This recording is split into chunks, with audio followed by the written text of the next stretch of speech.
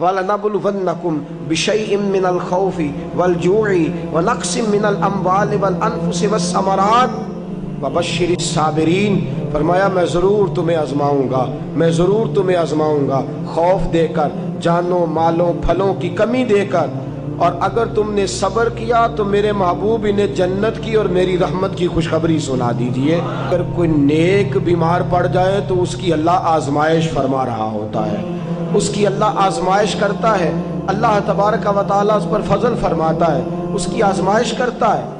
پھر ان مصیبتوں پر جو شخص صبر کرے، رب فرماتا ہے اگر میری رضا پہ راضی ہو گیا تو ان اللہ مع الصابرین، باقی نیکیوں پر میں ثواب دیتا ہوں، اور جو کوئی صبر کرتا ہے رب فرماتا ہے میں اس کا بن جایا کرتا ہوں، صبر کرنے والوں کے ساتھ ہو جاتا ہوں۔ اور جب اللہ آزمائش ڈالتا ہے نا تو جو کام سیدھے ہوتے ہیں وہ بھی الٹے ہونے شروع ہو جاتے ہیں۔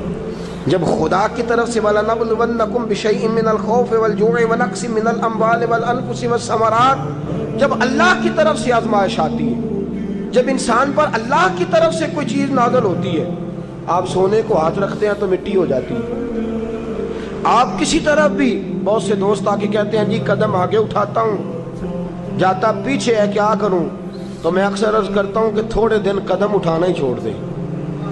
کیا کریں؟ بیٹھ کے اللہ اللہ کریں، صبر کریں، دعا کریں۔ کچھ وقت انسان پر ایسا ہوتا ہے، تِلْكَ الْأَيَّامُ نُدَاوِلُهَا بَيْنَ النَّاسِ، جو اللہ نے انسان کے دن بدل کے رکھنے ہوتے ہیں، کچھ وقت ایسا ہو، پھر ایک وقت آتا ہے کہ وہی انسان مٹی میں ہاتھ رکھتا ہے تو اللہ اسے سونا بنا دیتا ہے۔ رب آزمائش کرتا ہے، رب آزماتا ہے۔ جو لوگ مصیبتوں پر صبر کرتے ہیں، جو لوگ مصیبتوں پر صبر کرتے ہیں، سید عالم نور مجسم شفیع معظم صلی اللہ تعالی علیہ وسلم نے فرمایا، رب فرماتا ہے ایک بندہ اللہ کی بارگاہ میں کھڑا ہوا، قیامت کا دن ہے، فرشتے نامہ اعمال کھولنے لگے۔ اللہ نے فرمایا فرشتوں تمہیں پتہ ہے میں نے اسے دنیا میں بڑے دکھ دیے تھے، اس پر بڑی آزمائشیں آئی تھیں، اس نے زندگی بڑی تکلیف میں گزاری تھی، تمہیں خبر ہے؟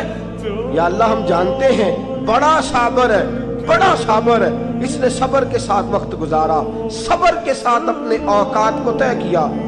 رب فرماتا ہے جو اتنا صبر کرے میں اس کا نامہ اعمال ٹٹولوں، اس کا نامہ اعمال کھولتے ہوئے مجھے شرم آ رہی ہے، سارا کچھ لپیٹ دو اور بغیر حساب کتاب اسے جنت میں داخل کر دو۔ یہ صبر کرنے والا ہے، یہ صبر کرنے والا ہے۔ بڑی خوبصورت حدیث، بڑی، بخاری شریف میں موجود ہے۔ بخاری شریف کی یہ حدیث ایسی ہے جسے میں جب بھی پڑھتا ہوں میں چوم لیتا ہوں۔ حدیث کیا ہے؟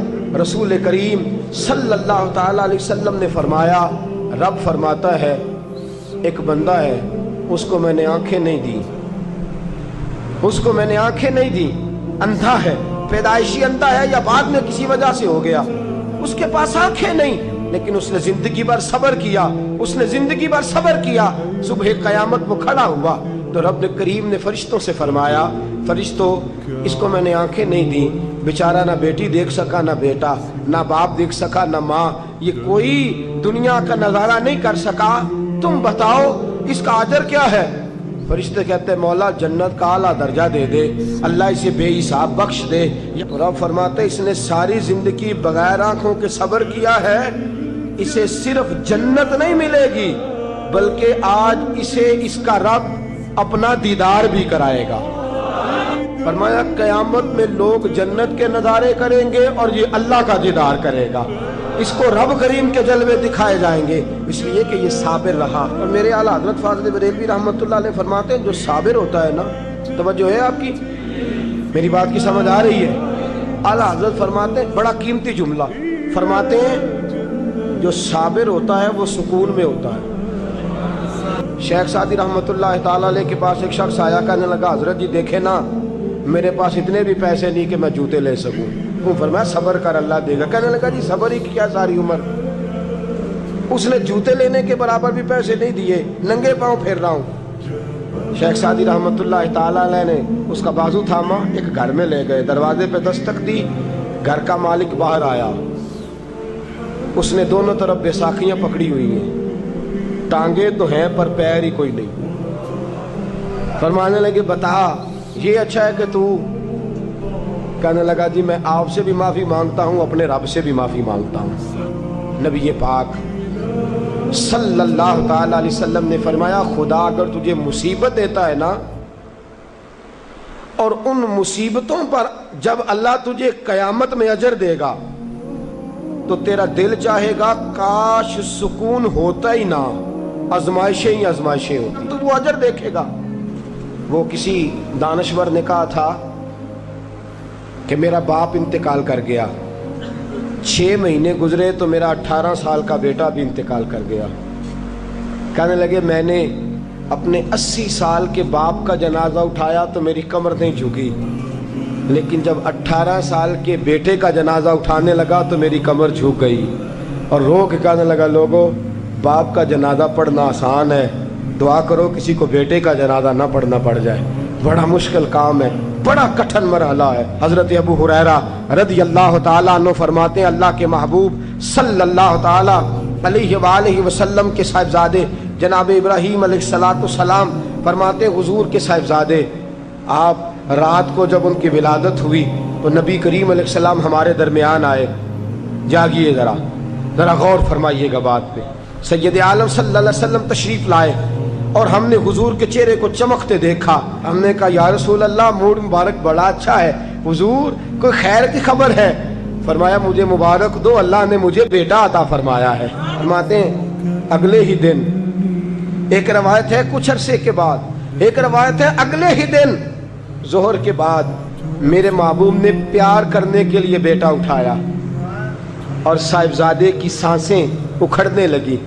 رسول پاک کے صاحبزادے نبی پاک کے مقدس ہاتھوں میں سانسیں اکھڑ رہی ہیں، حضور کے دست مبارک میں صاحبزادے نے وصال کر دیا۔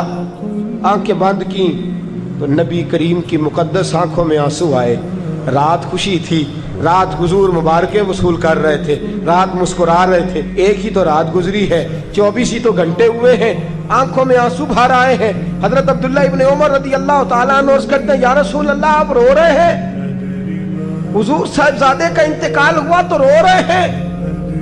نبی رحمت صلی اللہ تعالیٰ علیہ وسلم نے فرمایا عبداللہ دل میرا غمزدہ ہے، آنکھوں میں آنسو ہیں، پر میں اپنی زبان سے وہی جملے کہوں گا جس سے میرا اللہ راضی ہوگا، میں کوئی بے صبری والی بات نہیں کروں گا۔ اور یاد رکھیے مصیبتیں اللہ کے پیاروں پر